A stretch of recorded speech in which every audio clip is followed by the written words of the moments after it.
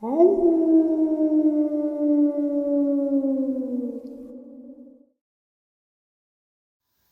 greetings and salutations, everyone. I hope everyone is still doing well, and welcome to tonight's second half.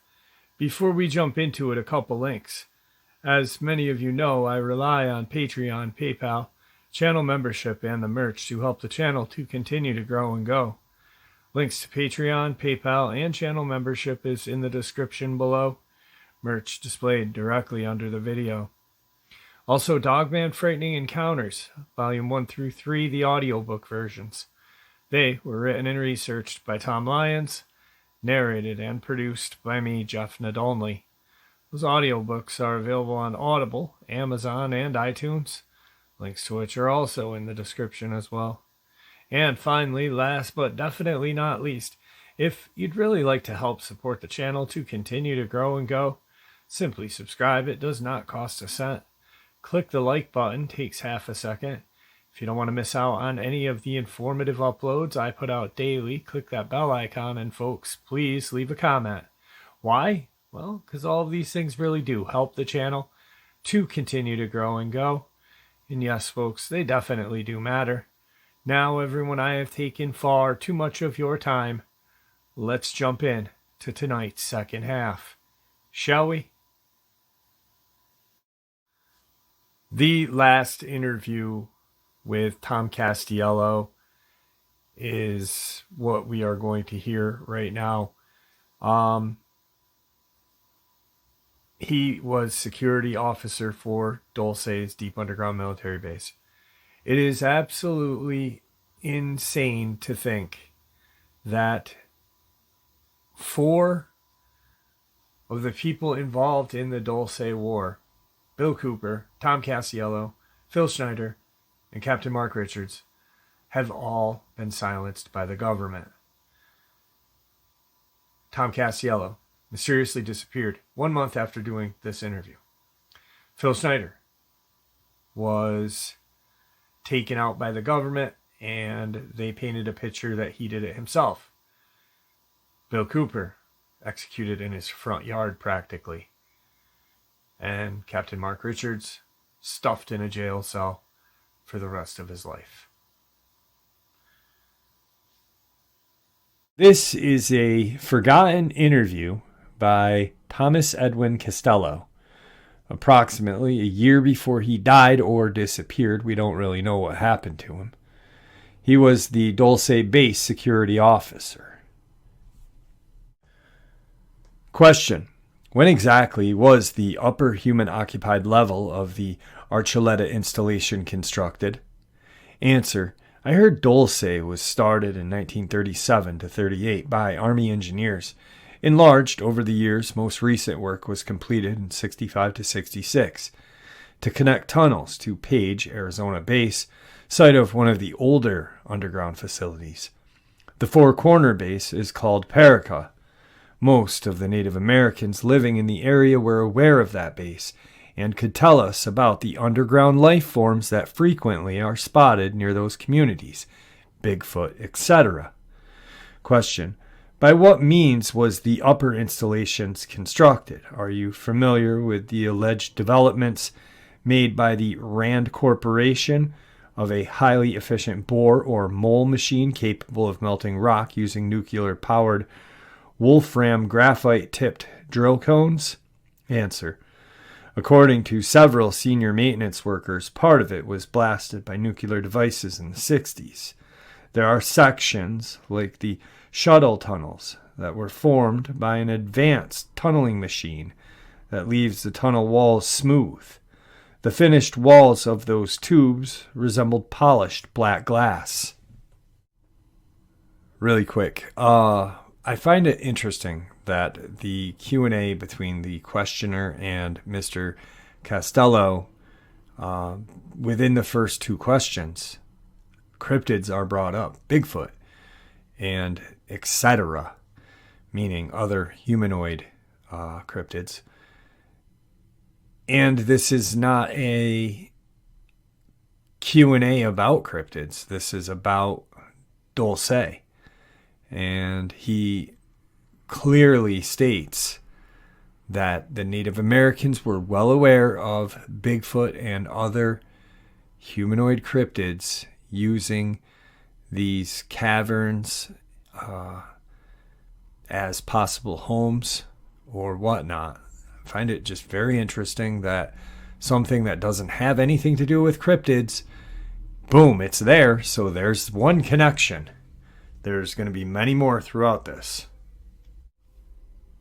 Question: by whom was Dulce installation originally constructed? Answer: nature started the caverns. The Draco, reptilian humanoids, used the caverns and tunnels for centuries. Later, the Rand Corporation plans. It was enlarged repeatedly. The original caverns included ice caves and sulfur springs that the aliens found perfect for their needs. The Dulce caverns rival Carlsbad caverns in size, which Carlsbad caverns are the largest and deepest in the world, and some of the Carlsbad has yet to be explored still. Question: what exactly are the cattle and human organs such as blood, anal tissue, eyes, reproductive organs, tongues, etc. used for? The organs obtained via cattle and human mutilations. Answered: read the so-called Dulce papers. Question: are the various electromagnetic controlled air or spacecraft that have been seen leaving from and arriving at Mount Archuleta manned by humans the alien entities, or both? Answer: Archuleta Mesa is a minor area. The craft leave and are stored in 5 areas. One is southeast of Dulce, one near Durango, Colorado, one at Teos, New Mexico, and the main fleet is stored at Los Alamos. Question: others have suggested that some of the entities below Dulce are not of extraterrestrial origin, and that they are actually descended from saurian or reptoid beings, such as the Velociraptor or Stenochosaurus equus, a serpentine race or races similar to that hinted at in the 3rd chapter of the book of Genesis. Answer: yes, some reptoids are native to this planet. The ruling caste of aliens are reptilian. The beige or white beings are called Draco. The other reptilian beings are green, and some are brown. They were an ancient race on Earth living underground. It may have been one of the draconian beings that tempted Eve in the Garden of Eden. Reptoids rightly consider themselves native Terrians. Perhaps they are the ones we call the fallen angels. Maybe not. Either way, we are considered the squatters on Earth. Question: some have suggested that the so-called underground ET bases and tunnels may, for a large part, be literally thousands of years old constructions of a antediluvian race which attained to a considerable level of scientific complexity and who were destroyed by a divinely cataclysm which took place after they attempted to merge their science with occult supernatural forces. For instance, some have suggested that the Bermuda Triangle phenomena may be a result of the out-of-control Atlantean experiment that led to a space-time disaster which produced an electromagnetic fallout in the triangle area and elsewhere after they had accidentally lost power forces and energies into the world that they knew very little about. Do your observations tend to confirm or refute such a possibility? Answer: I'm not sure about the divine part, but these aliens consider themselves native Terrans. Question: where do the little gray aliens fit in? Answer: they work for and are controlled by Draco. There are other gray-skinned beings that are not in league with the Draco. Question: did you ever talk to any of the aliens at the base? Answer: since I was the senior security technician at the base, I had to communicate with them on a daily basis. If there were any problems that involved security or video cameras, I was the one they called. It was the Reptilian working caste that usually did the physical labor in the lower levels of Dulce. Decisions involving that caste were usually made by the White Draco. When human workers caused problems for the working caste, the Reptoids went to the White Draconian boss, and the Draco called me. At times, it felt like it was a never-ending problem. Several human workers resented the no-nonsense or get-back-to-work attitude the working caste lived by. When needed, intervention became a vital tool. The biggest problem were human workers who foolishly wandered around near the off-limits areas of the alien section. I guess it's human nature to be curious and to wonder what is past the barriers. Too often, someone found a way to bypass the barriers and nosed around. The cameras near the entrance usually stopped them before they got themselves into serious trouble. A few times, I had to formally request the return of a human worker. Question: are there other sites tied into the shuttle network other than those which had been mentioned, and if so, where are their entrances? Answer: where? Everywhere. They crisscross the world as an endless subterranean highway, like a freeway, except this one is underground. A subterranean highway in America is like a freeway, except it's underground.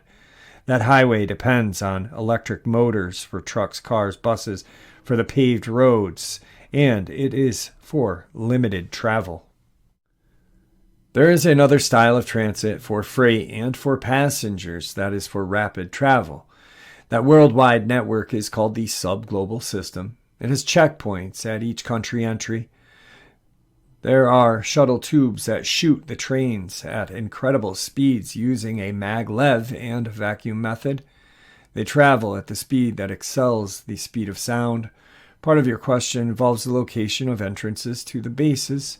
The easiest way to answer is to say every state in the United States has them. Frequently, the entrances are camouflaged as sand quarries or mining operations. Other complex portals are found on military bases.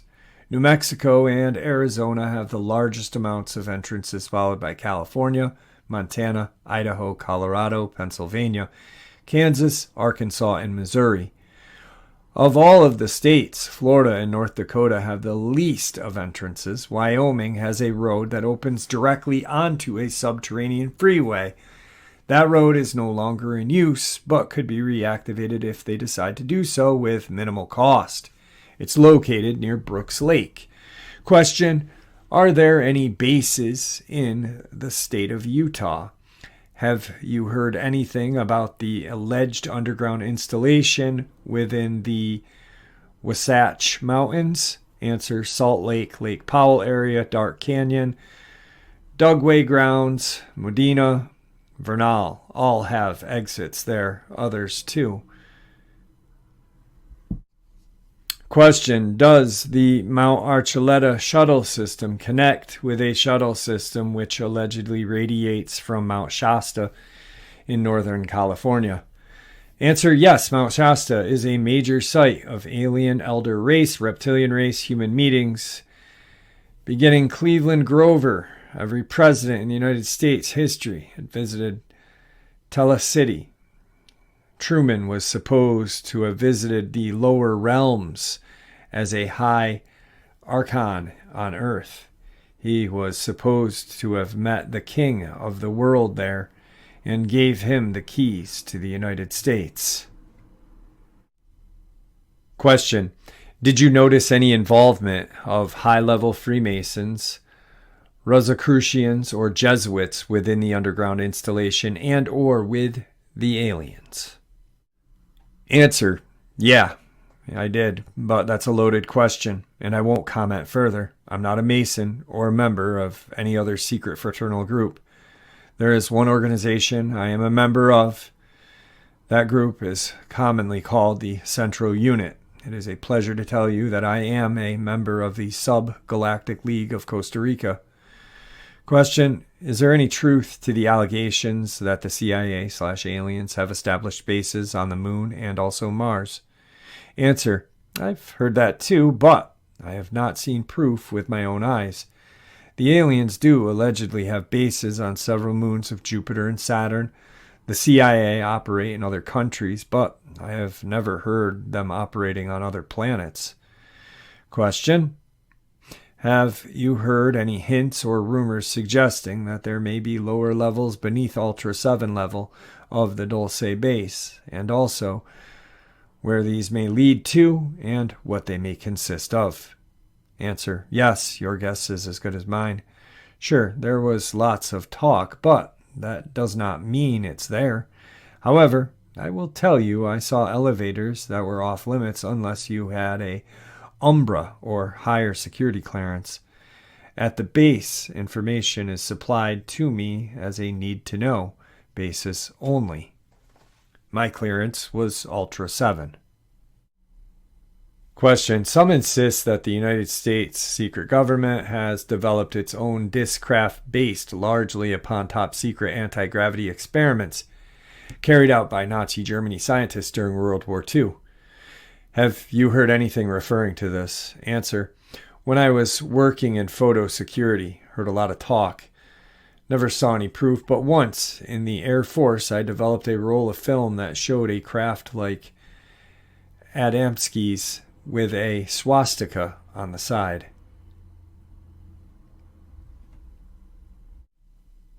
Question: Tom, did you have access to alien craft? Were you ever inside of them? Answer: yes, I frequently saw them in the garages. There are quite a few of them. The main fleet is stored under Los Alamos. Yes, I entered several crafts. There were two things that stick in my mind: an odd, spongy feeling to the floors, and an unusual pinkish-purple color of the lighting. The crew stated the floor becomes rigid in flight, and the purple tint of the lighting changes to a bright blue-white. The entire inside of the aircraft are scaled down in size when compared to the average human. The halls are curved and narrow, but somehow, when inside, it appears bigger than it looks. Certain areas, the outermost sections, almost felt and looked alive. I was never taken up in one. Question: can you give me more information on the reptilian race? What do they do on the 6th level, the area called Nightmare Hall? Answer: the worker caste does the daily chores, mopping the latex floors, cleaning the cages, bringing food to the hungry people and other species. It's their job to formulate the proper mixture for the Type 1 and Type 2 beings that the Draco race had created. The working caste work at the labs as well as at the computer banks. Basically speaking, the reptilian races are active at all levels of the Dulce base. There are several different races of aliens that work on the east section of Level 6. That section is commonly called the Alien section. The Draco are the undisputed masters of 5, 6, 7 levels. The humans are second in command of those levels. I had to argue with one of the large draconian boss frequently. His name is difficult to verbalize. It is pronounced with a throaty ka-sha-fast. I usually called him Kosh, and he hated it. The draconian leaders are very formal when talking to the human race. These ancient beings consider us a lower race. Kosh called me Leader Castello, but it was used in a sarcastical way. However, the worker caste is friendly enough as long as you allow them to speak first. They will answer you if you address them. They are very cautious beings and consider most humans to be hostile. They always seem surprised when they find many of the humans were open and trustworthy. There is no fraternizing with the aliens off hours. It is forbidden to speak to any alien race in the halls or any elevators. Without a clear business-oriented reason, humans can talk to humans and aliens can speak to aliens, but that's as far as it goes. At the work site, however, it's different. There is free speech in the labs. The camaraderie found in the labs also reaches the computer bank sections. In those areas, everyone talks to everyone. However, everything changes the minute you cross the threshold of the hall. Instantly, all conversations become strictly formal. Hard as it was, several times I had to arrest someone simply because they spoke to an alien. It's a strange place. Question: exactly what made you aware that something was wrong at Dulce? Seems to me that a place as obviously horrible as this one wouldn't need an Einstein to know that this is a crime site. What took you so long? Are you the guy who blew the whistle? Answer: there are several things you should know about. I took an oath, under the penalty of death, that no matter what I saw or heard, I would never divulge that information. Also, I signed a waiver that states I would willingly give up my life if I was found guilty of treason. At the Dulce base, treason is anything that mentions the details of daily operations at this facility when outside of the confinement of the base. When I first arrived, a need-to-know policy was in effect. The story the honchos told us was that this is a tri-biotransfer facility with advanced technology, doing advanced adventurous methodology for medical and mental gains, which is a fancy way of saying they do really risky things with human life just to see what would happen. If a medical cure happens, it will be heralded on the surface of the earth as a marvelous new cure, saying it was found after years of research at some well-known medical lab. The real story of the cure is never explained. After all, the Dulce base is a secret facility. These people are very good at what they do. They do not tell the truth about the unfortunate people who end up in Nightmare Hall. I worked with aliens with that in mind. You should get the idea of the secrecy and security at that place. Yes, I know this is not the usual hospital-type job, but in the beginning, I bought the whole package. I was reminded daily by intercom in the elevators that this site does high-risk advanced medical and drug testing to cure insanity. Please never speak to the inmates. It can destroy years of work. I'm sensible when doctors say don't speak to them. Who was I to destroy the delicate situation? But one man somehow caught my eye. He repeatedly stated he was George Redacted and that he had been kidnapped and was sure someone was searching for him. I don't know why. He stuck in my mind. I found I was remembering his face, thinking he sure didn't look or sound insane. But many inmates said that. The next weekend, I convinced a friend of mine, a cop, to run a check on the guy, saying that I had a run-in with him and was curious. I didn't mention the base at all. It was a sickening feeling when the computer confirmed that George Redacted was missing. What's worse, the cops thought he was just another guy that got tired of the daily grind and split. That was the beginning. Am I the one that blew the whistle? No. The next Monday, I searched for George, but he was gone. There was no records that explained what happened to him. It was another security officer that came to me saying he and some lab workers wanted an off-duty meeting at one of the tunnels. Curiosity took over, and I said, okay. That night, about 9 men showed up. They said they knew they were risking me turning them in, but they wanted to show me some things they thought I should see. One by one, they showed me records that proved many inmates were missing people. There were newspaper clippings and even photos that they somehow smuggled into the base. They hoped to smuggle them back out without me turning them in to the honchos. I could see fear in their faces as they spoke. One man stated he would rather lose his life by trying than lose his soul by not doing anything at all. It was that remark that turned the tide. I told them about George and the things I had found out about him. After a few hours, we pledged to attempt to expose Dulce. Question. The name Nightmare Hall is descriptive, but surely there was a regular name. What was it called in the manuals? In the manuals, it was called the Vivarum. It describes Dulce Base as a secured facility for tending bioforms of all type. In the report, it is retold as a private subterranean bioterminal park with accommodations for animals, fish, fowl, reptilian, and mankind. After seeing this park, the name Nightmare Hall is far more accurate than the manual. The accommodations for the inmates at Nightmare Hall fall short of the pretty picture the manual paints. Question. You mentioned one reptilian leader, Karshfast. Do you know anything about him, like where he was from? Is he from Earth or another planet? Answer. His name means keeper of the laws. They receive their name after they reach the age of awareness. They don't recognize time as an important factor in being aware, the way humans do. Upon their age of awareness, they are cognitive of the station or position they are destined to fulfill. At that time, they choose or allow someone to choose their name.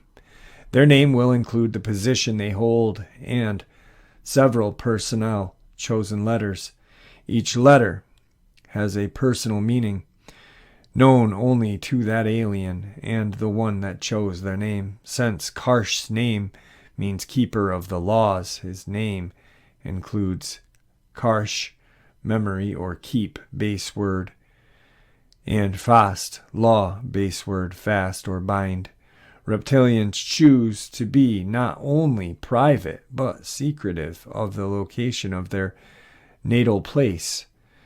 To them, birth or emergence of life is considered as one of the most sacred rites of life. They consider Earth or Terra their home planet, but several reptoids discuss several star maps. Most of those stars are within the Milky Way. Within those star maps lies the stars and planets of the allegiance.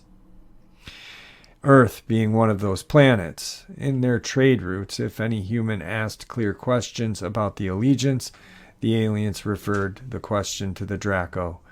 The Draco in turn referred the questions to their supervisor, me.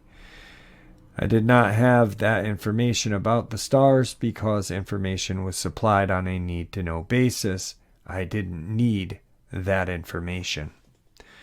Question. Did any of the working cast join in the revolt? Could you give me some names? Answer. A few of the reptilian janitorial crew let us know that they knew we were attempting to sabotage the work going on the 6th and 7th levels. One of them, with the name Skahal, secretly formed a small group of reptoids with the same mindset as my group. Skal took it upon himself the danger of informing me he was as open as it's possible in the unique situation. On the day I found out about it, I was inspecting a camera near the exit tunnel. He approached, stooped down, seemingly scraping some non-existent dirt, and quietly said, "A few of us agreed that you are singular in your interest in missing human reports. If true, walk away, I'll reach you. If it's untrue, destroy my life now." My heart almost leapt out of my chest, but I silently walked toward one of the wide halls. For the rest of my life, I'll remember those words.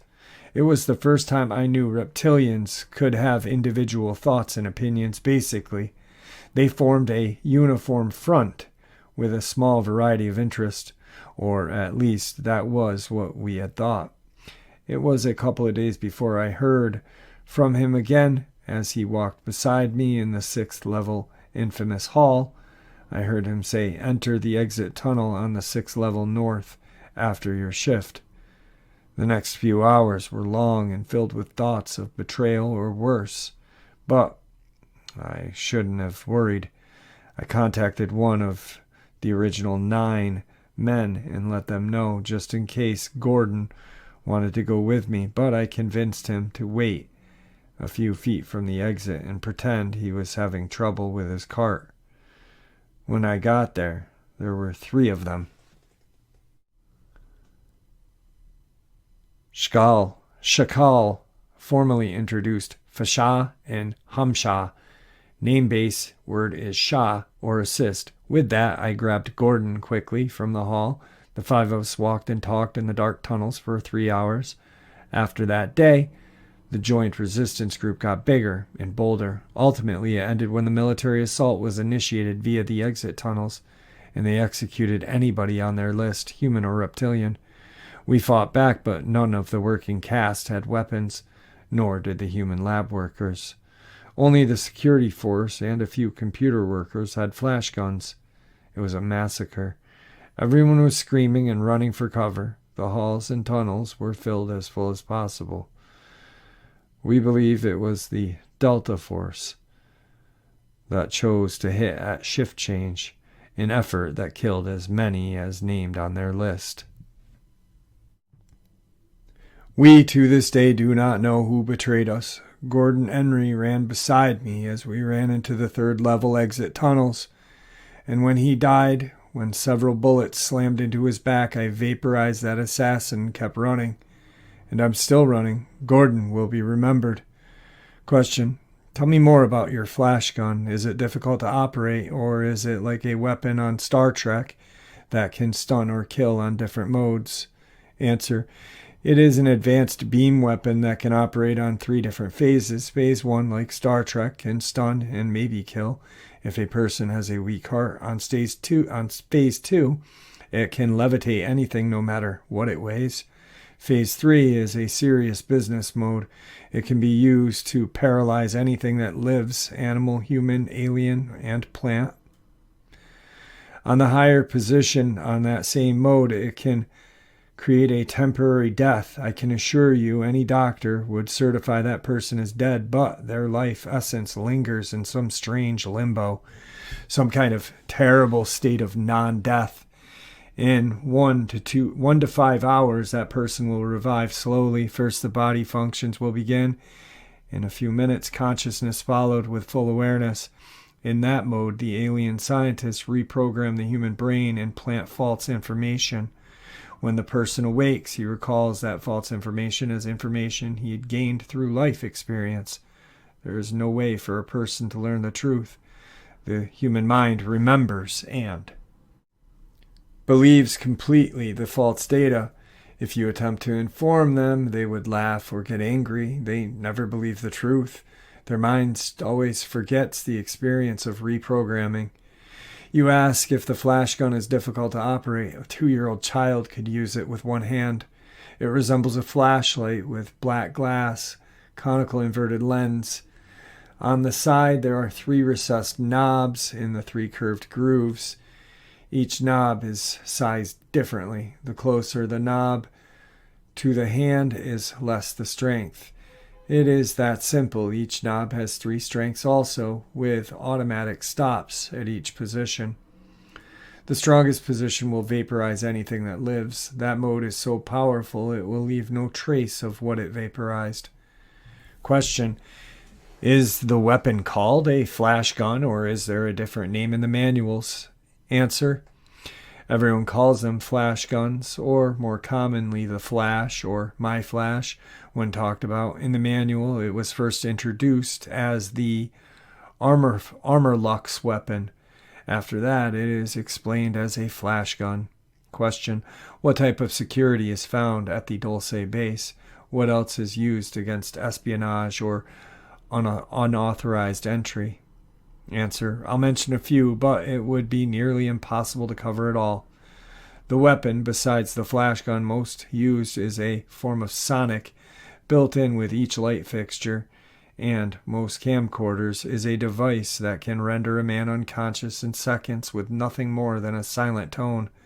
At Dulce, there is also still VCR cameras, eye print, handprint stations, weight monitors, lasers, ELF and EM equipment, heat sensors, motion detectors, and quite a few other methods.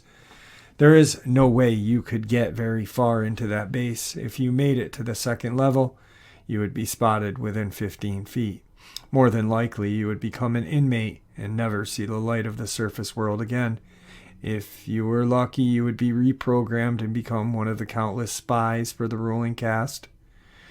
Question: according to certain reports, Dulce Base is host to other aliens that live in Level 5. Is that true? Can the humans freely roam or meet one-to-one in halls, or is some type of protocol in effect?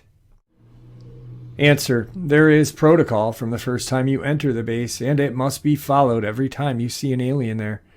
From the working caste to the visiting aliens to the ruling caste, there is a never-ending checklist of rules, law, and strict protocol. There's never a chance to roam on the 5th level. The alien housing area is off limits to any human. The hub is surrounded by security, arsenal, military, and CIA, FBI sections.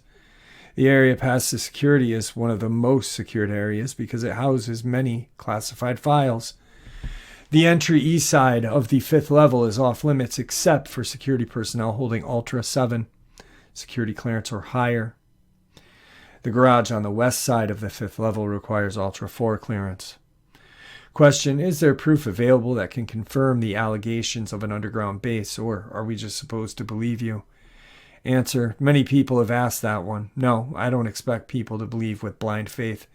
There is tangible proof that has been seen, felt, or inspected by quite a few folks. I am in no position to go on a lecture circuit to explain to every person on a one-on-one basis. I'm trying to stay alive. All I can do is state again that Dulce is a secret facility. They work hard to make sure nobody can find that place. If everyone could easily find it, it wouldn't be a secret facility. I've explained the extreme security methods they use. There is other proof available. There are 5 sets of copies in 5 different boxes in 5 different locations that hold complete proof of everything I have tried to explain. Here is a list of the contents of each box. A. 27 sheets of 8x10 photographs of aliens, creatures, cages, and vats. B. 1 silent candid videotape begins on a computer bank, shows the vats, multi-shots of Nightmare Hall, 2 shots of Grays, 1 shot of the terminal showing sign saying to Los Alamos, and about 30 seconds of shuttle train arriving. C. 25 pages of diagram, chemical formulas, and schematics of alien equipment. D. A copy of the new treaty complete with signatures. E. 2 pages of original alien documents signed by Ronald Reagan as governor of California. Each page includes Reagan's signature. The original set mentioned above is sealed in one-piece oxygen-free heavy plastic box. That set includes 27 sheets of 8x10 with original negatives. B. Videotape and the original microfilm from which that videotape was copied. C. 25 original pages of diagrams with notations, formulas, alien equipment schematics, plus the schematics for the flash gun and my flash gun. D. The treaty with Reagan's signature plus 7 other political signatures and 4 alien signatures. The working flash gun in that box is an extremely dangerous weapon. In the wrong hands, there is no limit on the danger it could inflict. That proof must be protected. But when placed in the hands of a certain government agencies, it would not be treated as proof for an alien visitation. That government branch knows the truth, and they publicly lie. Think about it like this. Do you know for certain proof that George Washington lived, or do you believe what other people have said about him? There is no one alive that saw him with their own eyes. What is claimed about him? You judge all you know about him by what others said. Columbus said there's new land, and it was found. I'm saying there are aliens in several underground bases in this country, and terrible things happen in those places. If I die before it is proven, search for proof. Demand that the government admit it. If enough people demand it, they will find a way to explain the base, or at least explain why they must keep it secret. There are many people that work at Dulce Base that know me. I am challenging those coworkers to speak up, at least anonymously, send a letter or a telegram or fax to confirm what I've explained. In the name of brave men, women, children, and aliens that died trying to let the public know what is going on at Dulce facility, expose that horrid place before thousands more innocent people are tortured and die unspeakable deaths. Question: what about the elevators? Do they drop from the surface to the 7th level in a couple of seconds? Do you know anything about them? Are they electrically lifted? Everywhere on the surface world, there are elevators made by Otis Elevator Company. Does that company make the elevators at Dulce? Answer: I failed to notice what brand was available in the elevators at the base. I could tell you that there is no elevator anywhere at Dulce that drops from the surface to the 7th level. The security blueprints show the levels are stepped down. Each level drops 1 floor only. Not even the hub has a express elevator. After the 3rd level, not only would you change elevators, you are weighed and color-coded before you re-enter the car. All elevators are magnetically controlled. Even lights in the elevators, as well as all lights on the levels, are magnetically induced. The light bulbs are not the type bought on the surface, but a totally different type of light system. The illumination found there is closer matched to the natural sunlight than any artificial light on the surface world. The shape of the elevators is unique.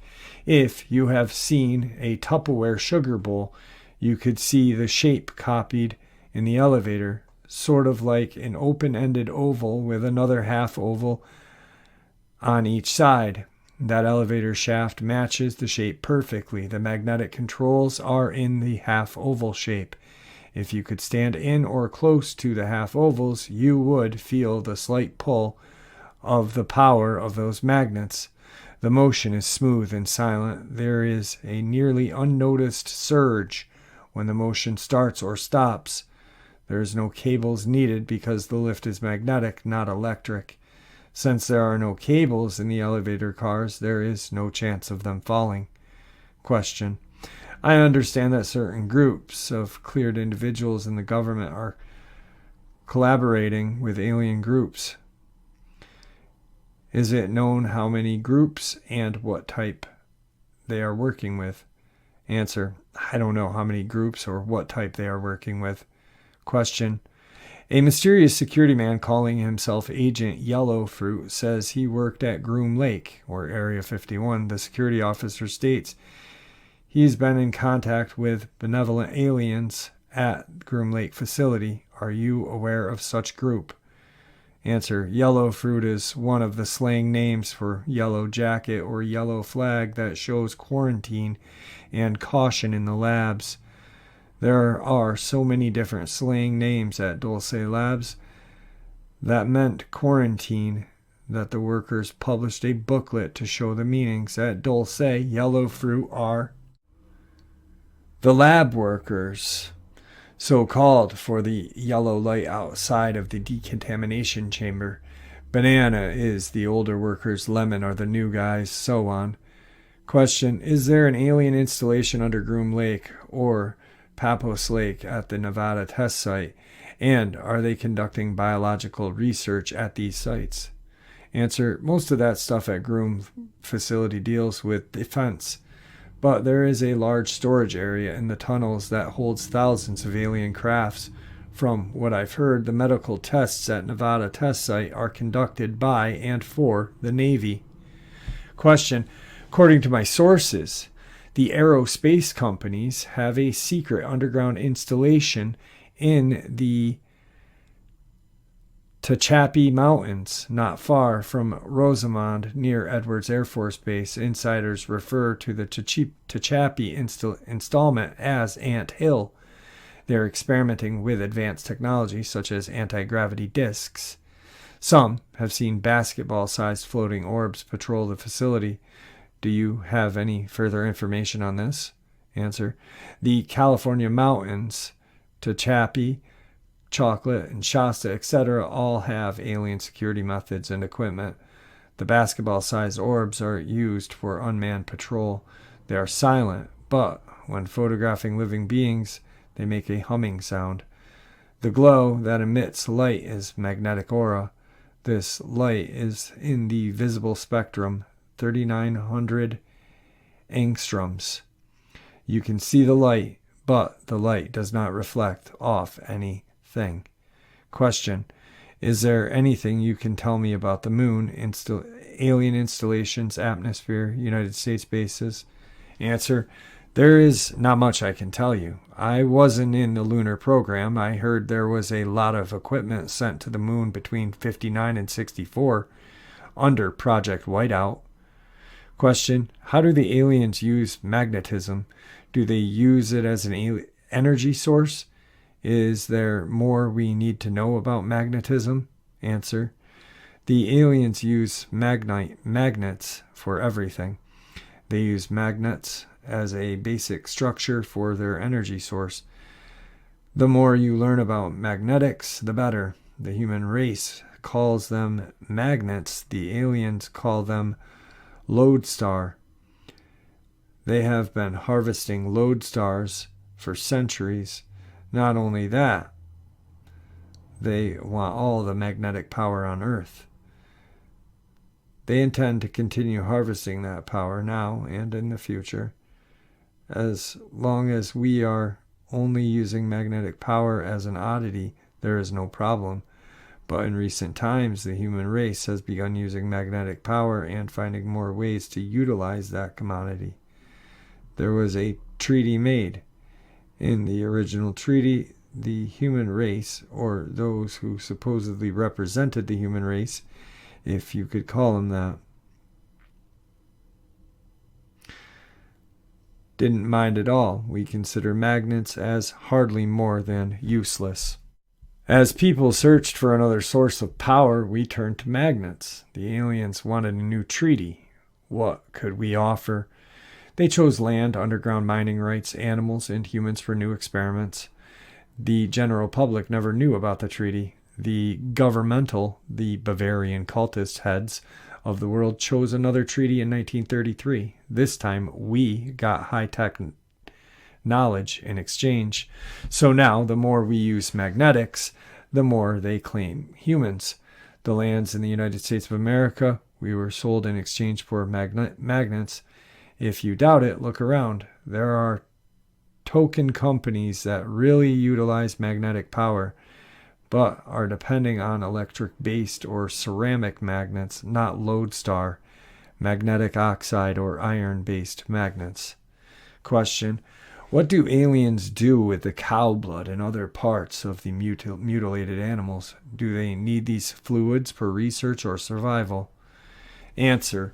The aliens use the blood and body parts for formula to keep them alive, their food, and for use in growing vats, and for artificial wombs. Plasma and amniotic fluid are the two most vital ingredients for their lives.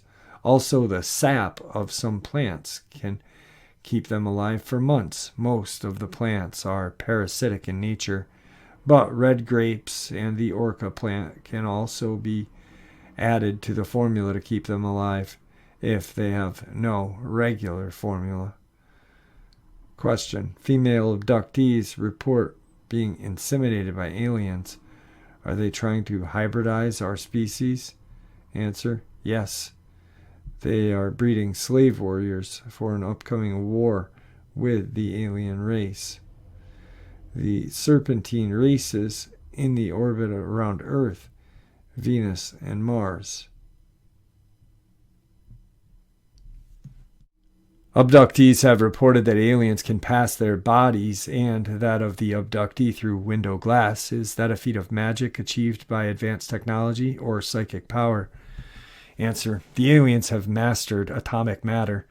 They can go through walls like we go through water. It's not magic, it's physics. We can learn to do the same thing. It has to do with controlling atoms at will. Question. Are you in communication with benevolent aliens, or do you have contacts that are? If you are, can you tell us how we can communicate with their teams? Answer: I am not at liberty to discuss communications with any friendly alien life forms. I can tell you there is a friendly factor active in Costa Rica. I am in direct communication with that factor. I am an active member of the Subgalactic League of Costa Rica. This organization, using a small satellite dish, a television set, and ham radio equipment, reached this factor. I might suggest that by using similar equipment and a low band frequency, you may reach that same factor. Question: do you stay in the United States or do you live abroad?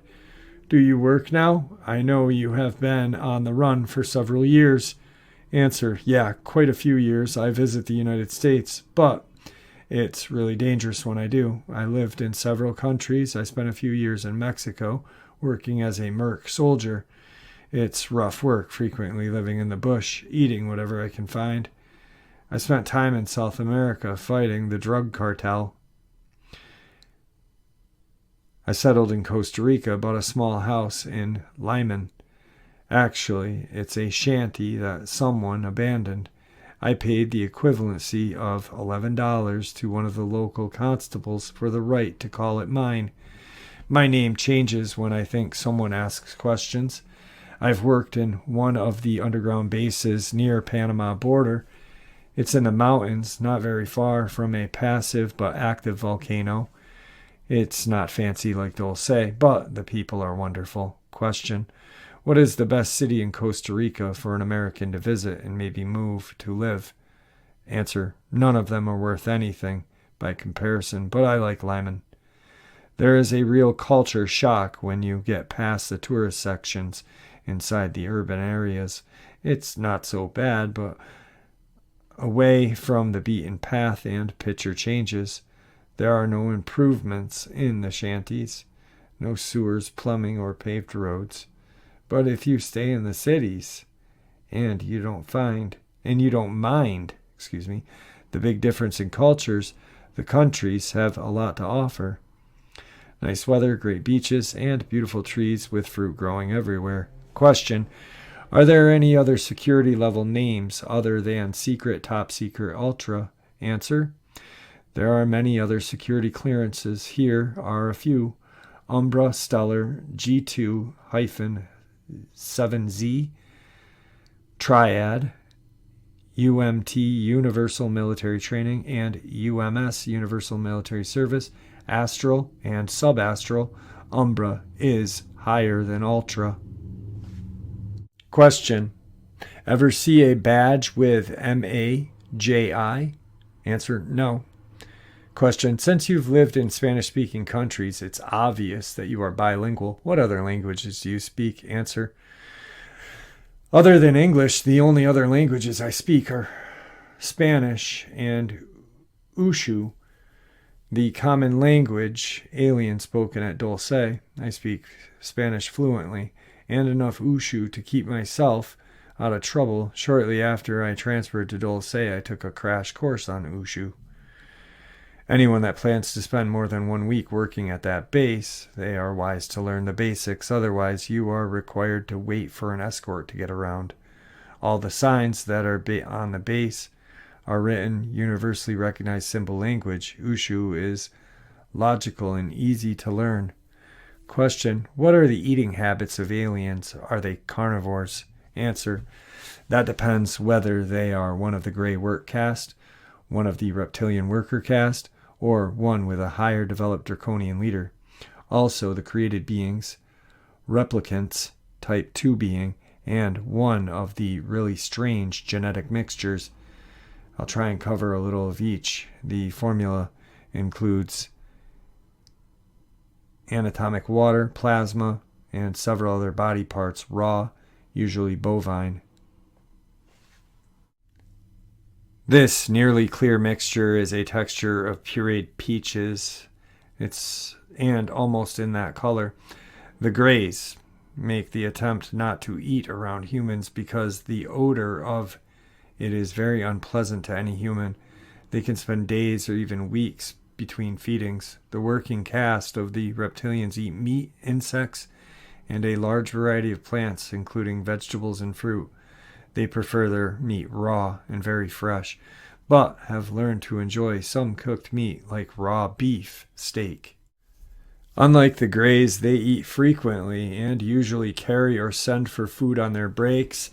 The ruling caste is secretive about their foods. They have created several dietary myths that they carefully embellish when the chance arrives. One of their favorite legends involves one of their ancestral ability to eat an entire flock of geese in one sitting. They rarely eat in sight of other species. They carefully choose their food, then carry their meal to their quarters. It was only when dignitaries arrive at the base did they join their meals. They enjoy the same foods we do, and they have been seen secretly munching on fresh-found snail. The human-looking replicants eat some cooked vegetables. They rely on vitamins and liquid protein for substance. If they have to eat on the surface world, they can eat whatever they are served, but as soon as possible they regurgitate. Their digestive system frequently fail to process the food properly. The engineered beings have a special diet created for their dietary needs. The mixture includes several organ foods blended with plasmatic liquids, anatomic liquid, and parasitoplasm materials. This unique animals also enjoy occasionally green plants, usually grasses or lettuce. The creature that are designed to become warriors eat protein-filled liquids. Question: in the Dulce papers, copper seems to be high on the importance list. In what methods is copper used? Answer: on the main use of copper at Dulce is containment of the magnetic flow. Magnets are used everywhere at the base. The infamous vat interiors are lined with copper, and the exterior walls are clad with stainless steel. The mechanical arm that stirs the liquid is made of a copper alloy. Other uses include dietary needs and a few of the transbiotic beings. There are several specially made cells or rooms built first with lead, then magnetic steel, then clad in copper. It is in those cells on the 4th level that contain living aureal essence. This essence is what you would call a soul or astral body. Question: growing multiple species beings, blood formulas, and human parts in vats sounds like a bad plot in a science fiction movie. The doctors and scientists of the world claim you can't mix the species. The concepts mentioned in the Dulce papers sound far-fetched. Could you provide information that the average surface world reader could understand about similar things? Answer: the doctors and scientists on the surface world may say that, but underground, away from prying eyes of ethics boards, they do grow transgenous beings. There is a lot of written material available at libraries. One of the best sources is an easy-to-read book published back in 1969 by Prentice Hall International with the title of The Second Genesis, The Coming Control of Life by Albert Rosenfeld. In this book, they discuss animals that may be especially bred to supply genetically reliable organs for people, and the use of fetal and embryonic material from which an adult-sized organs and tissues may be grown. Also, he discussed the fact that embryonic tissue has no immunological activity, therefore it cannot provoke the defense mechanism in a recipient. It will join the body not as a foreign agent, but as a natural protein. He further discusses solitary generation, commonly called virgin birth, but also known as parthenogenesis, with one virgin birth and 1.6 million births average on the surface of the world. In Dulce, that rate is reversed. Occasionally, a normal birth human infant is born in the hospital wards on the 7th level. Prothnogenesis is a method used to grow type 2 beings. The now common transsexual surgery on the surface world began at Dulce base. Men become women on a whim in the 7th level labs, and with the 4th level technology, the brainwashing, the eager desire to become a woman, and that poor man firmly believes he always wanted to be a woman. No one could convince him to believe the truth. All things are twisted at Dulce. A quote by Dr. Ralph W. Gerard in the Second Genesis put in his now classic statement, "There can be no twisted thought without a twisted molecule. Most have originated at Dulce." Question: how are the human workers stopped from telling everything about Dulce? Answer: implants, fear threats to harm the families, EM control, also reprogramming with ELF, extreme low frequency, and drugs are the most common methods to encourage the workers not to divulge the location or daily routine. Question: a construction worker at Ant Hill, the Northrop's Tehachapi base, reports seeing 10 to 12 foot tall human-looking beings in lab coats. Who are these guys? Are they from the hollow earth? Answer: they are probably inner earth drones. The deeper you get, the stranger the life forms. The tall men are from the subterranean levels. Lower yet are the dwarfed, deformed forms. I don't trust either. There are other forms that both the tall men and dwarf men fear and loathe. They are similar to Bigfoot in appearance, but extremely violent and enjoy eating whatever they find while it's alive. They are subterranean and demented, with an IQ of around 15. The reptoid life forms stay in the caves or caverns that aren't very deep. They prefer desert mountains. They use camouflage rather than fighting. But they do carry viral rods for protection, flash guns. They do have a symbol, not the hokey snake with wings that I keep seeing in the public.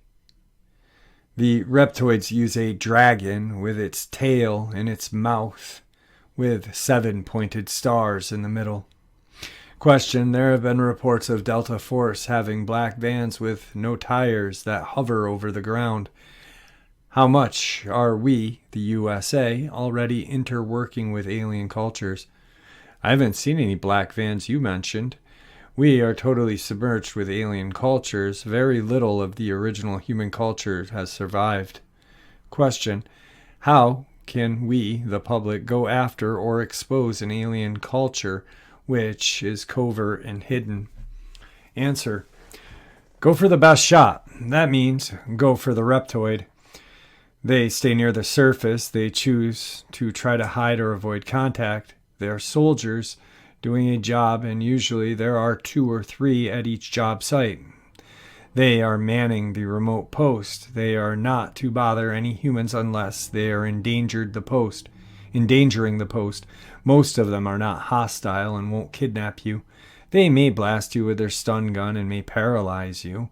You won't remember the flash for an hour or 2 and cause confusion and mild fear.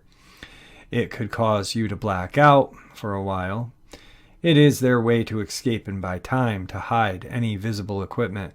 If you know any areas with repeated reptilian sightings, then that is a place for you to look. They are fearsome to meet face to face, and their voices are harsh and whispery with heavy S's. But most of them understand English and several other languages. Where something with a reptile, not something violent like St. George killing a dragon, in sight. If you see one, keep your hands open, palms forward, arms down. That is a non-aggressive approach. Don't raise your arms unless told to. Don't carry anything in your hands or arms. If he doesn't run, walk slowly toward him. Let him speak first. They consider humans repulsive and hostile and threatening, with good reason. Don't try to offer him anything. Don't touch him or anything of his. If he hisses at you, back up a couple of feet, but don't look away. It simply means he finds you smelly. Don't try to overpower him. He is stronger than 10 to 12 men. Usually, if he hasn't run so far, he is curious and wants to talk. Fight your fear and your thoughts of panic. Question: how do we get closer to some kind of data to prove to others that there really is a danger of non-human beings? Answer: good question. I'm afraid we will find the proof the hard way when we are invaded. Try to keep a small camera with you at all times. When you search for reptoids, keep it in your pocket. Question: is there a specific location where the public can set up cameras and equipment to document any alien government base and or their activities? Answer: problem is, most of the meetings are held in military bases or underground. Groom Lake facility does fly several alien craft there regularly. They fly over unpopulated land and go back forth to several bases. Southern California has several notable areas. 29 Palms, Lancaster, Chocolate Mountains are well known for such activities. Question: could you provide us with a copy of your badge or card that you use at Dulce? Answer: badges or cards never leave the base. All exits have bars or walls of metal. To open to go out requires using your card. When you use it for an exit slot, the card won't come back out. Each time you leave the base, you are issued a new card with all the usual data about you, plus your weight added correctly daily. There are several mines in Chocolate Mountains that open into a base highway, but be aware that they are patrolled regularly and have cameras there. Question: there are so many types of really far-out aliens seen in TVs, movies, magazines, popular fiction. Is there one type of fictional unknown race, in your opinion, that fits the term alien? Answer: yes, there are two. An alien that is totally undescribable, and another would be a pseudo-alien. Question: what are the dimensions of the Dulce facility? Answer: there are 1,700 paved miles of roads under Dulce and northern New Mexico. Towards Los Alamos is another 800 miles of tunnels. The base is still growing due west. Question: what is the top depth? Answer: the first level starts 200 feet from the surface. Each level has a ceiling of 7 feet. Except levels 6 and 7, the ceiling there is 45 to 60 feet. There are approximately 45 feet or more between each level. The average highway ceiling is 25 feet. The hub at the base is 3,000 feet wide. Use a 7.5 minute scale map to try to comprehend the size of the place. Question: are there regular vehicle exits that can be observed from the ground? Answer: yes, but they are inside Los Alamos. Question: are there aerial exits that can be observed? Answer: 20 miles due north of Dulce is a large hangar. It is hidden by the facade of cliff. Look for an isolated short road on the top of the mesa with no road to or from the top. Question: are ventilation shafts visible? Answer: ventilation shafts are hidden by brush or vents inside caves. There are 5 on the top of the mesa. Be aware there are cameras inside most of the vents. Question: is there external security, and could we recognize them in or around the town itself? Answer: there is minimal security on the surface. Most of the men and women are Air Force or highway crewmen. There used to be the Best Western Motel that hosts or hires a lot of the base workers from Level 1. I don't know if the motel is still operational. Most of the security force live in Santa Fe. Others live at White Pine in Los Alamos. Question: are there security sensors? What type? If so, what is the power source? Answer: yes, there are many types of sensors: radar, infrared, heat sensor, microwave, EMGW, and satellite. Most of the sensors are powered by magnetic power. The only thing you may notice on the surface would be the occasional satellite dish. Question: if you can, give us some information on an upcoming war with the aliens. When does it start? Do you recommend going underground? Answer: the war has already begun to start. They use weather control devices that can cripple a city in hours: storms, flood, drought. With those few things, they can bring any country to their knees in a hurry. Yeah, I do recommend going underground. Choose a location that has a higher elevation than the surrounding terrain. Pick out a cave or even an abandoned mine shaft or two. Bury a cache of supplies, including food and water, near these locations. Place the supplies in a heavy plastic box that have tight lids to prevent the destruction by the earth-burrowing rodents and insects. Then plan to live like a squatter when it becomes necessary. If you own land, create a system of tunnels and tell no one. Use your tunnels to secret your supplies. And plan to live in those corridors when you must. Question: what about the reptilian ships that are in orbit around the equator? Are they cloaked? They are not cloaked the way you may think. It's more like nobody is learning to see, even though they are in plain sight. Like a mailman becomes invisible because you are so used to seeing them, you never notice he's alive. One of the favorite methods of covert activities is to hide their operation in such an obvious way that no one would suspect it was covert. Questions: what are grays susceptible to? Answer: grays are photosensitive. Any bright lights hurts their eyes. They avoid sunlight, travel at night. Camera flashes cause them to back up. They could be used as a weapon against them, but they recover quickly. It could buy enough time to escape, use commands or nonsensical words in a form of commands, and they will back up. Their brain is more logical than ours, and they do not create fun. They do not understand poetry either. What really confuses them is saying things in pig Latin. We learned that in a hurry and used it against them in the Dulce Wars. Question: can grays read your intentions if you come up behind one? Answer: yeah, they can read your intent because they use your body's frequency. The human race broadcasts a frequency that they can recognize as an electromagnetic impulse. Each person has a slightly different frequency. That difference is what we call personality. When a human thinks they broadcast strong impulses, in the case of fear, that frequency is loud and easy to recognize. Question: can we shield ourselves against their mental control? Answer: we can shield ourselves against them. However, 95% of the human race never try to control their thoughts, and controlling our own thoughts is the best weapon.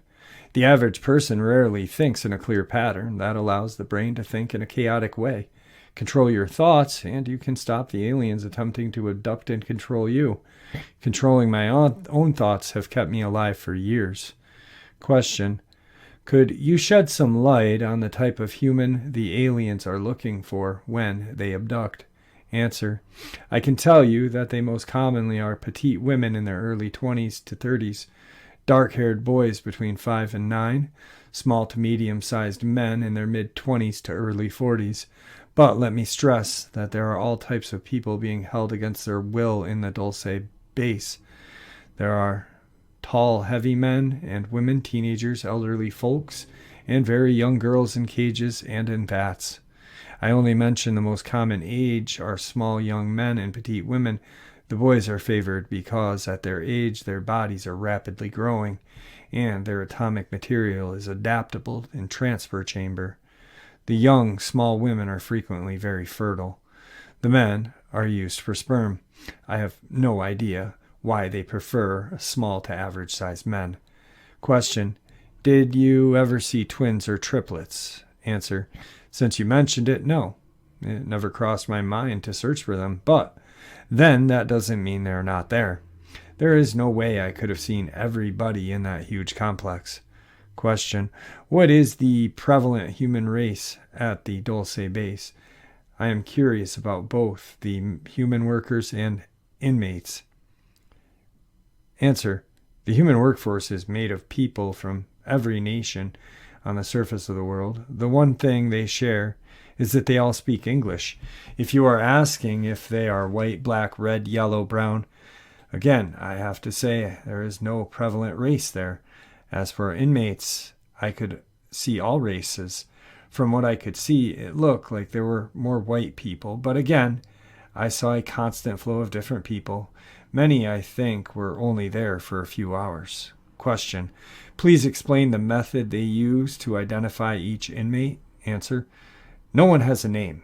When first brought to the facility, they were issued one large number.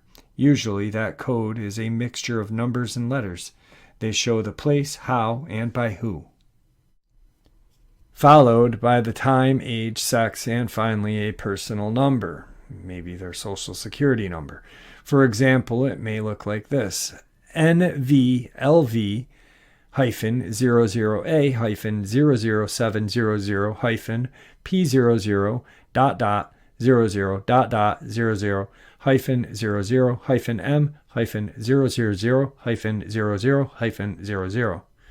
Question: with that large facility, trash and garbage must be a really big problem.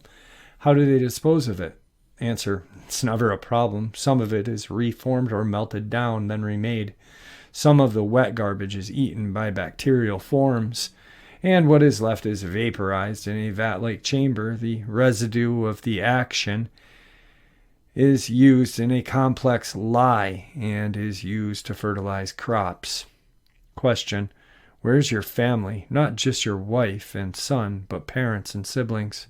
Answer: Kathy and Eric are still missing. My parents died in a car crash when I was in my teens. I have one brother. If he is alive, I suspect he is inside an underground base somewhere. I haven't heard from him in several years. Please pray for them, please. Question: what is your birth date and where are you from? April 23rd, 1941. Glen Ellen, Illinois. Actually in a farm at home in the place now called Glen Ellen. My birth certificate lists it as Wheaton, Illinois. Question: you have been through so much and yet keep fighting. What is your biggest fear? Answer: that the general public will forget the trapped innocent people in the despicable place and will ignore the hundreds of children, women, and men added to that place every month. And there you have it, folks, tonight's second half. I hope you all enjoyed it as much as I enjoyed sharing it with you. I'd like to thank you all for supporting the channel. After all, it is your support that keeps this channel growing and going, and what gives folks like all of us a place and a chance to share our experiences and theories judgment-free, just simply treated with the respect that we all deserve. Everyone, please stay safe, happy, healthy, and ever vigilant, keeping an eye on our children, pets, family, and friends. These creatures are real. They are out there and dangerous. Share this information with those you love and care about, and it may just help save their lives someday. Until next time, never stop asking questions. Never stop searching for the truth. And God bless.